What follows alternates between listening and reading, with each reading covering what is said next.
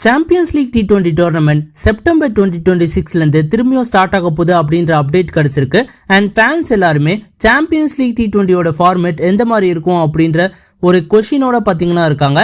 And also ஒரே owner பாத்தீங்கன்னா நிறைய டீம்ஸை பாத்தீங்கன்னா ஆல் அக்ராஸ் த குளோப் பாத்தீங்கன்னா ஓன் பண்றாங்க. For example Chennai super Kings அணி பாத்தீங்கன்னா Texas super Kings, Joburg super Kings போன்ற அணிகளை பாத்தீங்கன்னா ஓன் பண்ணிருக்காங்க. அண்ட் இந்த 3 அணியுமே குவாலிஃபை பண்ணும் போது 3 பேருமே விளையாடுறதுக்கான வாய்ப்புகள் இருக்கா சாம்பியன்ஸ் லீக் T20ல அப்படின்ற கேள்விக்குறி பாத்தீங்கன்னா ஃபேன்ஸ்டே இருக்கு. அண்ட் அது எல்லாத்துக்குமே கிளாரிபிகேஷனா இந்த வீடியோ இருக்கும் அப்படின்னு நாங்க நினைக்கிறோம். So let's get started. Champions league T20 tournament கடைசியா 2014ல பாத்தீங்கன்னா நடந்தது.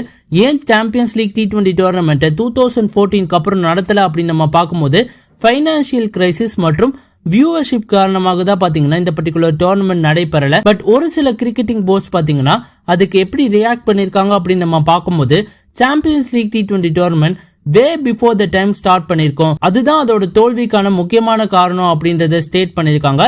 சோ அதன் காரணத்துல பாத்தீங்கன்னா சாம்பியன்ஸ் லீக் T20 டோர்னமெண்ட் இப்ப கண்டிப்பா ஒரு நெசசரியான விஷயமா இருக்கு. Because all across the Globe பாத்தீங்கன்னா கிரிக்கெட்டை நிறைய பேர் பாத்தீங்கன்னா வியூ பண்றாங்க. And also global T20 franchise tournament பாத்தீங்கன்னா அதிகரிச்சிருக்கு.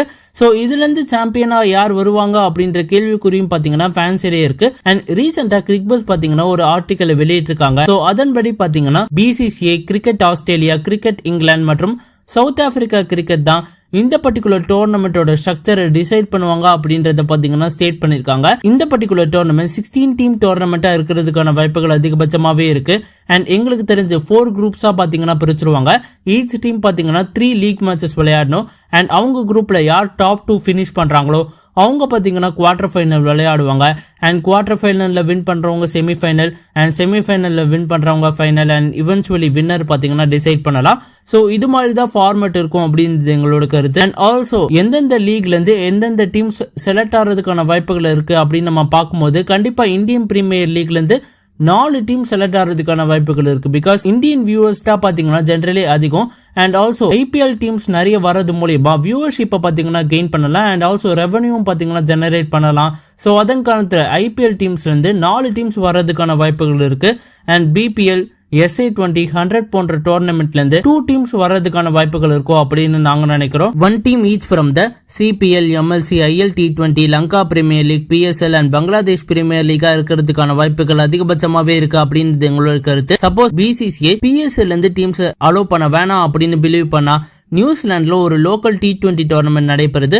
அண்ட் அதுல இருந்து ஒரு டீம் செலக்ட் ஆகிறதுக்கான வாய்ப்புகள் இருக்கு. அண்ட் இப்படிதான் 16 டீம் டோர்னமெண்டா ஃபார்ம் ஆகும் அப்படின்றது எங்களோட ஒப்பீனியன்.